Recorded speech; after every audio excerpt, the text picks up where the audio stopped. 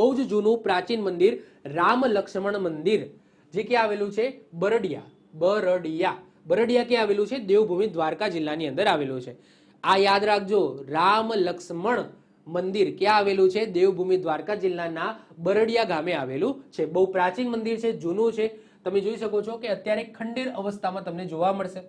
આ ગર્ભગૃહ છે, આ ગર્ભગૃહની અંદરની ઇમેજ છે. ઓકે, અત્યારે તમે જોશો તો અત્યારે આઈ થિંક આની અંદર કોઈ પૂજા કે પાઠ થતો નથી, પરંતુ બહુ પ્રાચીન મંદિર છે, યાદ રાખીશું. ઓકે, રામ લક્ષ્મણ મંદિરો અથવા તો સાંબ લક્ષ્મણ મંદિરો એ 12મી સદીના ઉત્તરાર્ધમાં બંધાયેલા યુગ્મ હિન્દુ મંદિરો છે, જે ગુજરાતના દેવભૂમિ દ્વારકા જિલ્લાના ઓખા મંડળ તાલુકાના બરડિયા ગામની અંદર જોવા મળશે.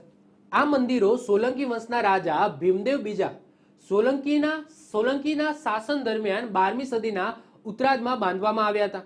આ મંદિરો ગુજરાતના સૌથી જૂના હયાત વૈષ્ણવ મંદિરો પૈકીના એક છે. આ મંદિરોમાં શૈલી કઈ જોવા મળશે? તો મારું ગુર્જર શૈલી તમે જોવા મળશે.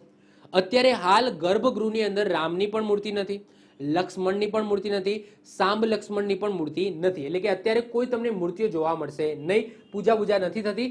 જસ્ટ ખંડેર અવસ્થાની અંદર અત્યારે આ મંદિરો જોવા મળશે.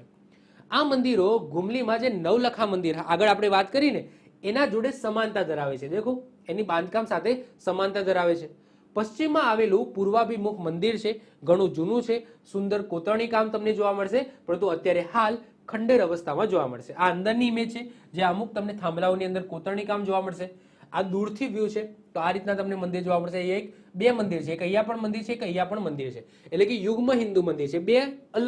યુગ્મનો મતલબ થાય બે મંદિર. ઓકે, રામ લક્ષ્મણ મંદિર અને સાંબ લક્ષ્મણ મંદિર આ રીતના તમને જોવા મળશે.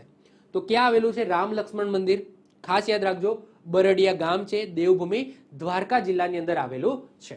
આવી જ રીતના ઓછા સમયની અંદર મહત્વપૂર્ણ નોલેજ મેળવવા માટે અને મને સપોર્ટ કરવા માટે આજે જ આપણી યુટ્યુબ ચેનલ ટીચિંગ કિશન ક્લિપને સબસ્ક્રાઇબ કરો.